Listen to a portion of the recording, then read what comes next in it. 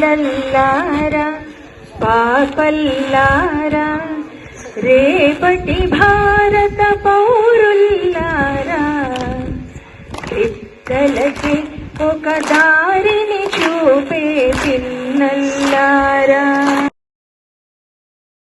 నా పేరు అవంతిక. నేను 6వ తరగతి చదువుతున్నాను. మా అమ్మ పేరు పద్మ, మా నాన్న పేరు దేవేందర్, మా అక్క పేరు సాయిలత. मेरा नाम सुजय कुमार है.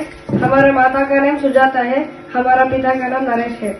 To all, my name is Pranit. My mother name is Sujata. My father name is Rajesh. Suprabhatam.